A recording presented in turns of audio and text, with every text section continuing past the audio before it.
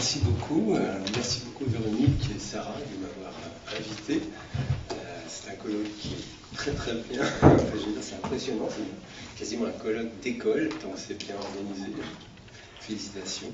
Et je me réjouis d'être là parmi vous. Alors, ça s'appelle Corps d'enfant et cosmogonie.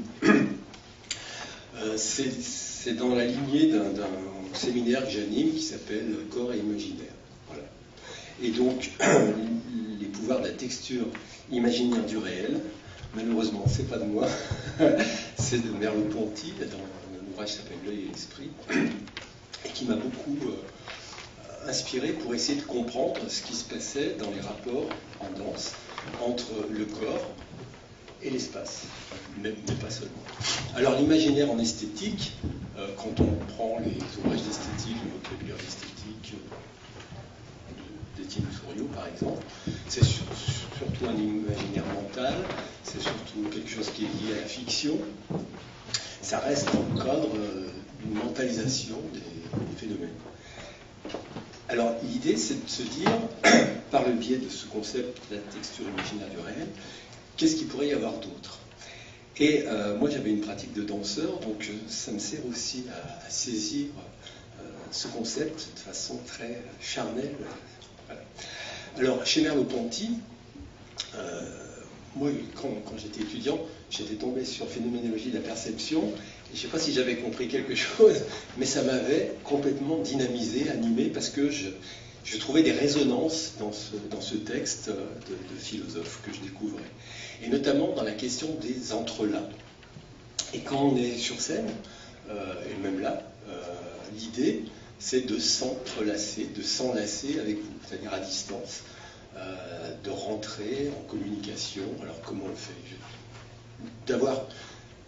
De s'actualiser d'une certaine façon pour s'entrelacer avec le spectacle, avec le spectateur, mais aussi avec l'environnement, etc. Et donc c'est une attitude mentale qui fait que on rentre dans une certaine forme de communication.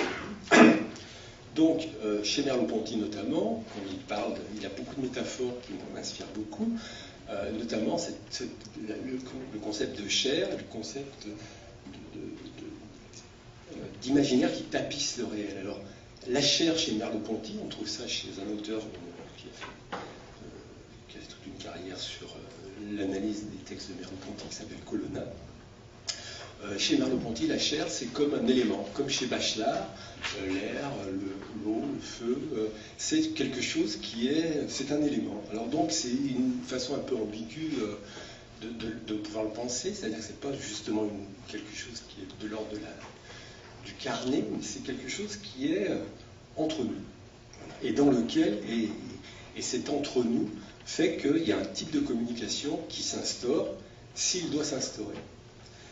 Alors, quand je dis s'il doit s'instaurer, c'est qu'il y a une intentionnalité motrice qu'on doit activer pour que ça s'instaure. C'est-à-dire là, ou là, ou là, ou là. C'est-à-dire qu'il y a un dispositif mental qui fait que je vais me connecter soit avec vous, soit avec l'espace. La deuxième question qui m'intéressait chez Merleau-Ponty, c'est cet aspect très particulier qui fait que l'imaginaire déstabilise le sens. C'est-à-dire que c'est comme si on avait des prévisions, des préjugés, et que le réel était pris dans ce filtre-là.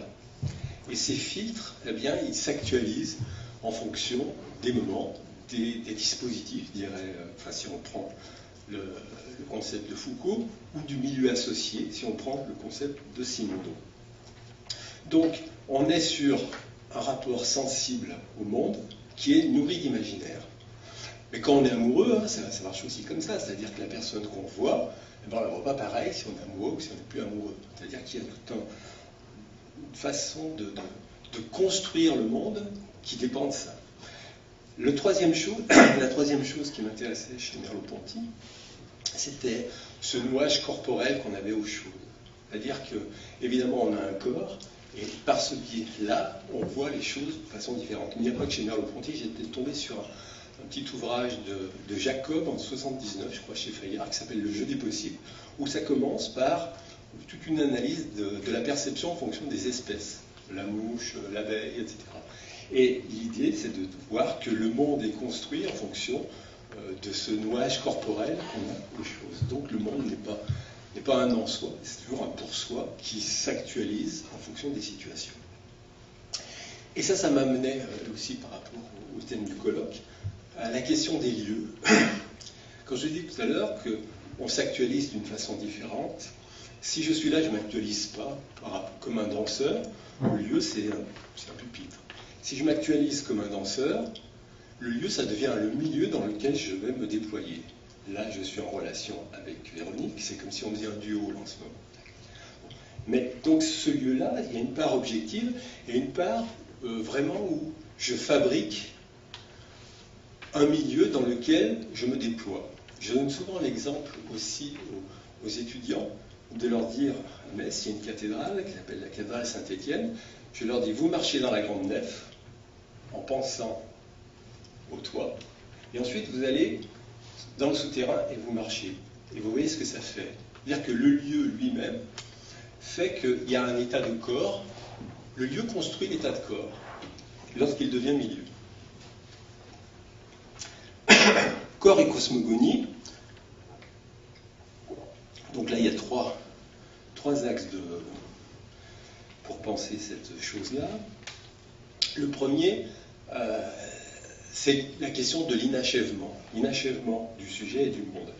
À partir du moment où le monde est une construction, c'est toujours un inachevé. Et à partir du moment où c'est un inachevé, on peut le construire sans arrêt, le construire, le déconstruire et l'organiser différemment. Chez Merleau-Ponty, il y a aussi ce concept de foi perceptive qui va bien au-delà de la question de la seule sensorialité, mais qui est l'archétype de la rencontre. C'est-à-dire que chez Merleau-Ponty, il y a ce nouage corporel au monde, comme on l'a vu tout à l'heure, qui fait que la rencontre est ce qu'elle est. On en parlait ce matin avec la question de Nancy et de Delitzsch sur la responsabilité, sur la façon d'être par rapport à l'autre. J'ai dit à la collègue de ce matin qu'elle avait une lecture très lévinassienne de ces deux auteurs, avec la question du visage et la responsabilité qu'on a, vous par rapport à moi, et moi par rapport à vous. Et là, ce que je suis en train de vous dire, je dis ce que je dis parce que vous êtes responsable aussi de moi. C'est-à-dire que votre présence là me fait dire des choses, me fait agir d'une certaine façon. Voilà. L'idée aussi de la chair, donc j'en ai parlé tout à l'heure, c'est cette espèce d'élément qui nous unit et qui est le lieu même de la rencontre. Ce qui me paraît intéressant, moi ce qui m'a intéressé, notamment par rapport à l'étude de la danse, c'est que c'est la notion d'actualisation. C'est-à-dire où je m'actualise dans un type de communication avec vous, par un entre-là, on pourrait dire aussi une empathie kinesthésique, où je ne m'actualise pas. Et donc, c'est-à-dire que ce n'est pas quelque chose qui est toujours là, c'est quelque chose que l'on va convoquer, une intentionnalité motrice. Et puis, le troisième concept, que j'avais beaucoup trouvé chez Bachelard, c'est le concept d'imagination dynamique.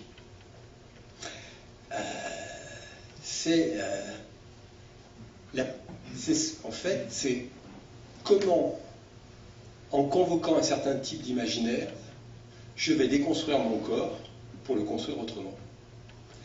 Et ça agit directement sur les usages des techniques du corps, et notamment en danse, on va le voir. Alors, corps et cosmogonie, est-ce que c'est un objet d'esthétique? Enfin, comment on peut le transformer, cette question, en objet scientifique d'histoire et d'esthétique? Moi, je suis essentiellement sur les trois champs, philosophie, esthétique, histoire. Et j'ai une approche toujours culturaliste de ces trois phénomènes, de ces trois champs. Alors, premier axiome, le corps est une construction socio-historiquement et géographiquement déterminée. À partir du moment où c'est une construction socio-historique et déterminée, c'est-à-dire que le corps va, je pense au mot de Deleuze dans son bouquin sur Foucault, l'homme est infini illimité. Et je trouve que le corps est vraiment infini, illimité, à partir du moment où c'est une construction. Et donc, il échappe à l'enfermement d'une nature. Voilà. Donc, ça va évoluer historiquement. Et par rapport à la nature et à la cosmogonie aussi, c'est très géographique. Ce matin, on parlait de la forêt, on parlait de l'océan, notamment d'un alpri, dont on va parler tout à l'heure, et là-dedans. Et donc, ça va convoquer un type d'imaginaire, et ça va convoquer des types de corps, et des transformations de types de corps. Construire la nature et s'inventer, donc l'idée, c'est toujours dans une perspective constructiviste, c'est que la nature, comme le corps, n'est pas un en soi, c'est un regard posé sur elle à un moment donné. Et dans la façon que l'on a de la regarder, dans la façon que l'on a de l'aborder, eh bien, ça va agir autrement. Il y a un autre concept que j'aime bien, c'est l'altération de l'altérité, altération par l'altérité. C'est-à-dire, qu'est-ce que me fait l'autre et qu'est-ce que je lui fais en retour. Et 3 exemples pour illustrer un peu ce propos. Je les prendrai sur une palette de temps qui s'étire de la Belle Époque à aujourd'hui, avec 3 exemples: Isadora Duncan, Anna Alprine et Nadia Vadori-Gauthier. Alors, chez Duncan, quel est le type de rapport à la nature? Donc, c'est la belle Isadora. Quand on regarde les archives et ses biographies, enfin, tout ce qu'elle dit, et toute la réception qu'on a eue sur elle, on a, mais ça, c'est pas que chez Duncan, il y a tout un rapport à un retour à. Alors, retour à la nature, retour à la Grèce, dans un moment très désenchanté, à la Belle Époque. Alors, on sort, mais il y a encore ces rémanences, on sort d'un 19e siècle qui est à la fois positiviste et aussi romantique, mais positiviste. Et on va trouver chez Duncan, donc, tout un rapport à la fois dionysiaque et apollinien de cet éloge de la nature. Je crois que chez Duncan, il y a aussi ce moment très nietzschéen, donc elle le cite notamment, 1882, le gai savoir, l'invention, le surhomme, l'invention de soi. Et l'idée, ça va être de se démarquer d'une tradition de danse classique, et donc un univers mental et un univers technique, pour se penser autrement. Ça ne veut pas dire que c'est mieux que c'est mal, ça veut juste dire que le moment rend ça possible. Et dans son rapport à la nature, on a toute une tradition aussi philosophique à ce moment-là, où la nature, c'est l'esprit visible, et la nature, et l'esprit de la nature est invisible. C'est-à-dire qu'il y a un rapport un nouage comme ça, au niveau des perceptions, des représentations, entre l'esprit et la nature. Et je pense que chez Duncan, ça va travailler sa danse. Et puis autre chose, c'est que chez Duncan, on a donc ce moment de rationalité qui fait qu'elle va penser la nature, les lois de la nature, pour animer, enfin elle va les convoquer pour animer son corps. Et une des lois principales de la nature à ce moment-là, c'est l'ondoiement. Et du coup, elle va se concentrer, notamment, il y a la question du plexus, alors je pense pas. Voilà, ici. Elle va faire du plexus solaire le lieu de la genèse des mouvements, avec cette façon de se laisser envahir par une onde qui va la traverser. Donc elle est comme ça, et au moment quand on la lit, elle dit « j'attends », comme ça. Elle attend de se faire envahir par cette ligne, qui est l'ondoiement, et c'est cette ligne qui va la traverser, et c'est par cette ligne qu'elle va se mettre à agir dans ces espaces-là. Il y a aussi, bien évidemment, tout ce rapport du 19e de Delsartre, qui avait mis en avant un type de représentation du corps très particulier, qui est les foyers d'intention. Le visage, la gorge, la poitrine, l'estomac, le ventre, les zones sexuelles. Et donc, cette représentation du corps, ce regard analytique pointé sur le corps, chez Duncan on le retrouve, va faire qu'on va avoir un autre type de conscience de soi, un autre type d'usage de soi, qui va aussi travailler cette danse. Donc on est là dans un moment qui se veut désenchanté, qui est un retour à la nature, mais aussi à la Grèce, donc une dimension très apollinienne, et qui fait que Duncan va inventer un type de danse qui va être régi par un autre espace mental. Et le lieu de la nature, mais on trouve ça aussi à Monteverita, à la même époque d'ailleurs, à l'année passée, la nature devient une sorte de territoire qui va engendrer un type de danse, dans lequel on va se lever. On est quand même, à ce moment-là, toujours porté par une vague où la beauté, un rapport univoque au monde, un rapport univoque à la question des catégories esthétiques, et on est sur un rapport très intimement lié à la beauté des corps, en fait, par rapport à la danse classique, notamment. Donc le plexus solaire comme paradigme. On va passer, on va faire un bond de la belle époque aux années 60, 50-60, avec Anna Alprine. Alors, par rapport à ce qu'on a dit ce matin. Alors Anna Alprine, donc une danseuse qui revient un peu... la notoriété chez les danseurs, enfin chez les gens, c'est assez intéressant. Elle était à New York avec Cunningham et tout ça, puis après elle est partie sur la côte en Californie. Et son idée, parce que son époux était architecte, et elle a fait de son atelier la nature. Et l'idée, c'était de se dire, elle le dit d'ailleurs, c'est-à-dire que ce que l'on pense et ce que l'on fait dans un studio de danse, c'est une chose, parce que le milieu induit des choses, lui des ports de corps, et dès qu'on se déterritorialise, on va dire ça comme ça, dans un autre lieu, eh bien, on va faire autre chose. Et ça, chez Anna Alprine, c'est très fort, et notamment par rapport à la Californie. On parlait de l'océan ce matin, elle parle du vent, elle parle des vagues. Qu'est-ce que fait le vent à mon corps? Qu'est-ce que fait les vagues à mon corps? Alors tout ça, vous pourriez me dire, oui, mais on pourrait imaginer dans un studio la même chose, c'est-à-dire qu'est-ce que me fait le vent?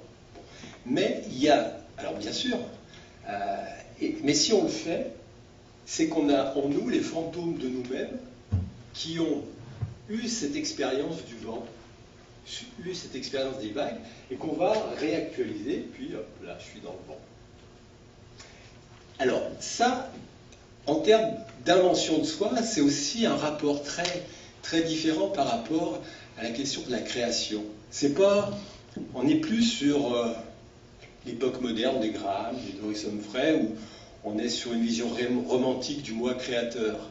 Il faut que ça sorte de moi, et puis je vais vous danser quelque chose parce que je l'ai en moi. Ici, c'est je m'imbibe, je me love dans l'environnement, et c'est cet environnement qui va dynamiser mon imaginaire, et qui fait que je vais faire ce que je vais faire. On est influencé à ce moment-là par l'écologie profonde, notamment aux États-Unis. On est influencé aussi par la culture zen, le yoga. Et puis, cet espace-là de nature change aussi les représentations du temps. C'est-à-dire que Anna Alprine s'immerge dans le milieu, le lieu devenu milieu, pendant plusieurs semaines. Alors pendant la première semaine, elle fait ça, pendant la deuxième semaine, elle fait ça, pendant la troisième semaine, elle fait ça, et souvent ça se passe sur 4 semaines. Et donc là, on a un engagement dans la nature qui déborde la question du temps pour intégrer la question du Dieu, pour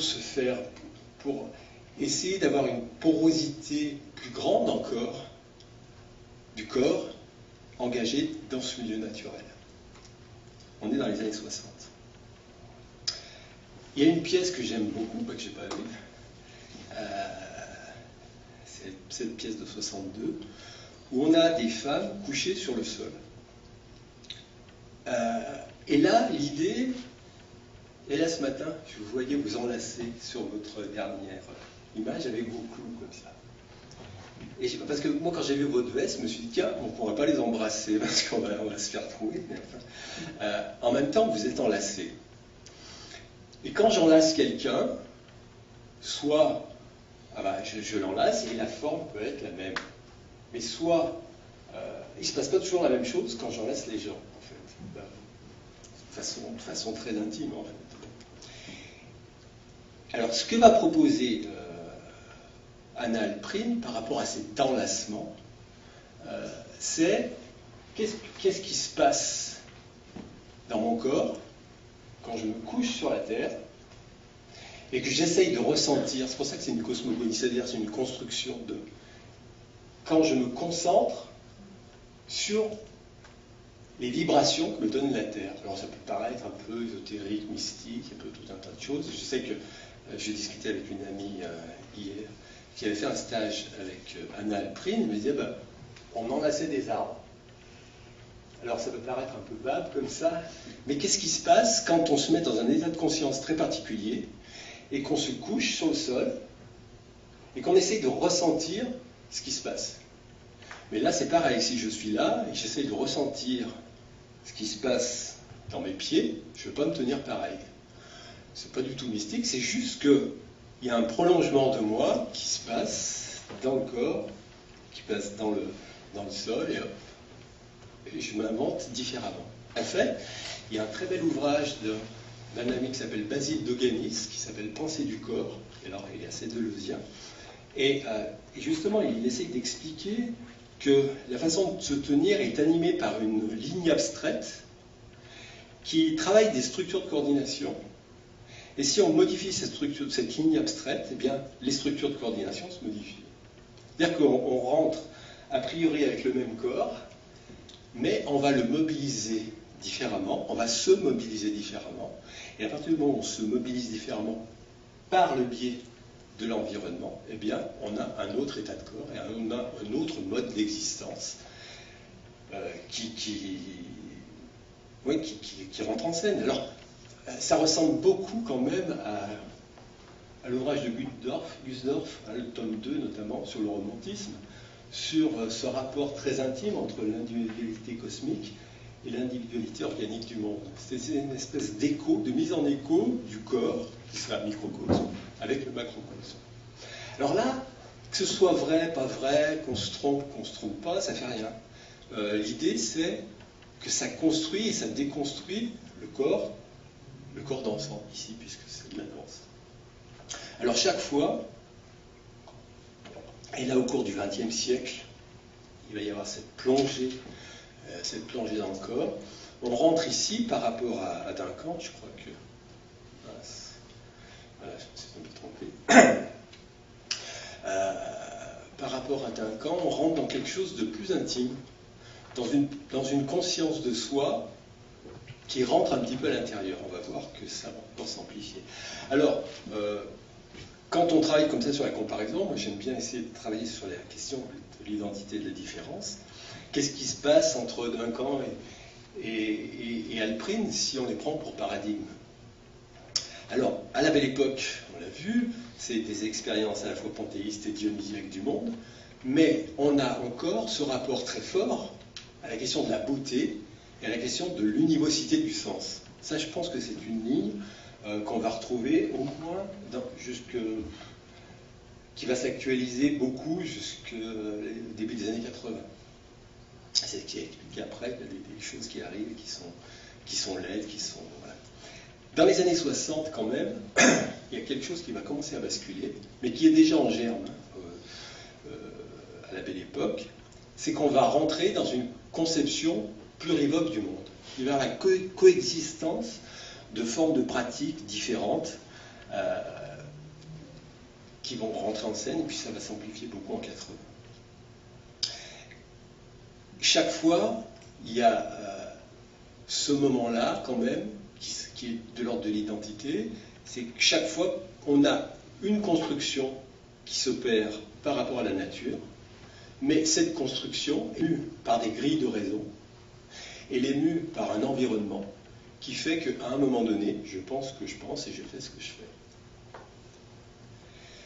Là, c'est encore autre chose, c'est Nadia Vadori-Gauthier. Alors, je vous ai dit tout à l'heure, c'est une danseuse contemporaine dans le sens où elle danse aujourd'hui. Elle travaille beaucoup sur la nudité. Alors, ça ressemble à du Hannah-Alprin, mais l'idée, c'est de se dire, enfin, moi, ce qui m'intéressait, c'était encore de me dire, ah, on voit pas beaucoup là, bon, je vais passer donc, c'était de me dire, mais qu'est-ce qui fait que, qu'est-ce qui l'anime, qu'est-ce qui anime son corps? Alors, chez Nadia Vadoré-Gautier, parce que l'époque veut ça, on n'est plus sur une conception d'écologie profonde, comme chez Hannah-Alprin.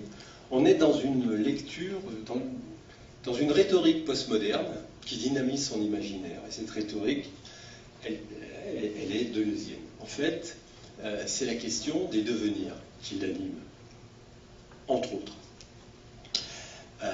L'idée, c'est de se dire, mon corps engagé dans la nature, là, vous voyez qu'on ne voit pas bien, mais en fait, il a une couleur verte.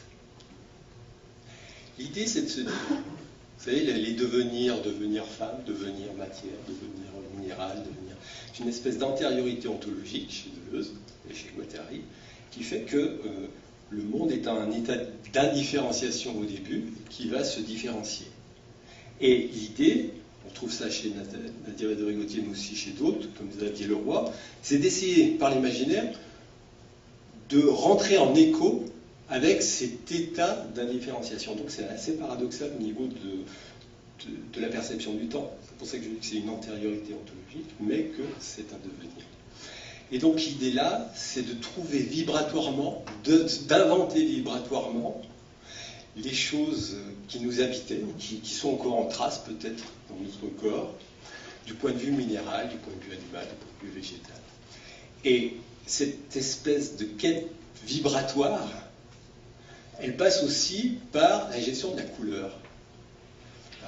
La couleur est chromatique, et donc c'est pour ça que Nadia Vadoré-Gautier, en ressentant l'espace dans lequel elle va être, va choisir une couleur qui, pour elle, rentre en résonance.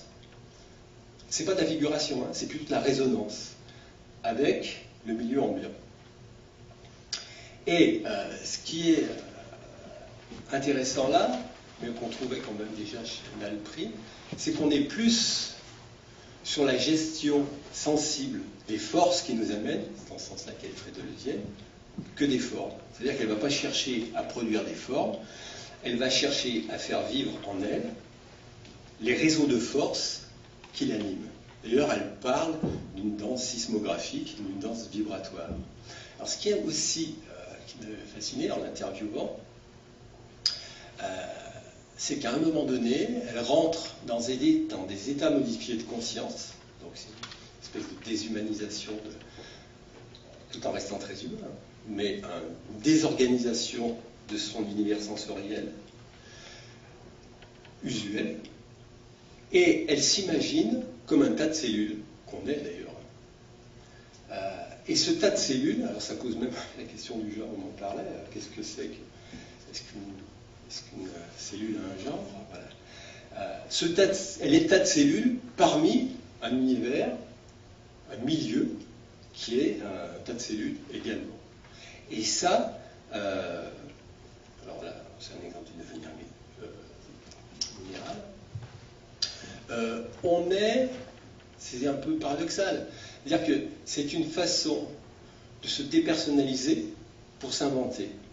C'est-à-dire que c'est de vivre une expérience particulière, mentalement, mais aussi physiquement, bien évidemment, vibratoirement, pour voir ce qui se passe. Et pour voir ce que l'on devient. C'est même pas un jeu de mots avec les devenirs, mais c'est surtout ça qui fonctionne comme ça. Alors, chaque fois que ce soit chez Alprin ou chez Nadia Vadoré-Gautier, on est toujours dans un rapport très symbolique avec le milieu, très allégorique avec le milieu, très onirique parfois avec le milieu, parce que le milieu lui-même, c'est comme on l'a dit tout à l'heure en hypothèse, c'est une construction, c'est une invention de soi, c'est un pour soi, qui est traversé par toutes ces dimensions. Mais ce qui me semblait intéressant chez ces danseurs, c'est que cet imaginaire-là que l'on convoque, les transfigure, les métamorphose. Alors c'est pas spectaculaire, mais ça les désorganise quasiment, alors bien évidemment, Artaud est très présent, hein, la question du corps sans organes. On se désorganise au sens propre pour se réorganiser autrement. Et ça, c'est par le biais de l'imaginaire. Mais le milieu, on a une espèce de porosité vraiment entre le danseur et le milieu qui fait que... Alors ce qui m'intéressait, parce que je travaille beaucoup aussi en histoire, c'était de voir justement comment ces choses-là s'actualisaient et pourquoi elles s'actualisaient différemment à différentes époques. Alors ce qui va quand même singulariser Nadia Ladoré-Gautier par rapport à Alprine, c'est cette question du devenir. Et puis, c'est ce rapport aussi, je vous ai dit, là on trouve ça chez Vigarello, Georges Vigarello, que j'aime beaucoup, la mise en avant que les représentations du corps vont de l'extérieur vers l'intérieur au fil de l'histoire. Il a fait un très très bel article en 82 qui s'appelle « Les vertiges de l'intime ». Quand on analyse ce qui se passe de Alprine à Nadia Ladoré-Gautier, c'est des paradigmes, hein, c'est d'autres. C'est qu'on passe de l'intime à l'infime. On passe des visualisations du corps à un état de cellule, à une représentation de soi comme un état de cellule. Et au plus on descend, et au plus c'est petit, et au plus on s'actualise différemment, au plus on a un mode d'existence différent, tout en restant le même. Alors pour conclure, je ne vais pas déborder ça, l'éloge de l'inachèvement. C'est-à-dire que, évidemment, ce rapport corps-cosmogonie, c'est juste un exemple de quelque chose qui est plus large. Si on prend le mot de Deleuze dont j'ai parlé tout à l'heure, l'homme, le fini illimité de l'homme, on pourrait dire la même chose du fini illimité du corps. Et justement, quand on dit à quelqu'un « t'es pas fini », en général, c'est une insulte, mais il faut bien le prendre parce que c'est vraiment élogieux. Donc cet éloge de l'inachèvement nous montre que le corps est une réserve de sens, quasiment pluriel, infini, qu'on va se réactualiser très différemment. Que l'imagination est un jeu de force poétique, mais qui travaille le corps, c'est pas rien du tout, c'est pas juste quelque chose d'évanescent, d'éthéré, pour les poètes au sens péjoratif du terme. Non, non, on rentre en plein dans le réel, et ce qui est très bien chez Merleau-Ponty avec cette texture imaginaire du réel. Alors il y a des lacaniens ici, à l'heure égale c'est le corps, mais on est là dans cet entre-là, entre corps, monde, imaginaire, une espèce de filtre qui est là.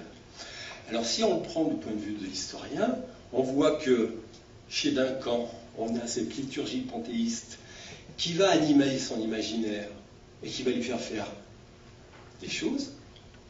Ça, les corps, je parlais des fantômes tout à l'heure, les corps, Anna Alprine les connaît, tout ça. Donc ça fait partie de notre patrimoine physique, vient de se rajouter d'autres couches, l'écologie profonde, ressentir les forces alentour, pas du tout on n'est pas sur un mimésis, on est sur quelque chose qui est de l'ordre de la force. Ça crée des strates de corps que les danseurs s'approprient par la transmission, par les savoirs, par les savoir-faire. Et puis il y a une autre couche qui arrive et qui connaît bien évidemment Alprine, bien évidemment, mais qui est aussi travaillée par des couches de raison, par des couches de sensible, parce que la raison invente aussi du sensible, et cette question du devenir fait qu'on va arriver au niveau cellulaire. Et donc, par rapport à ce colloque, ce qu'on peut dire en conclusion, c'est que l'expérience nous ouvre à ce qui n'est pas encore nous, et c'est très réjouissant. Voilà, je vous remercie beaucoup.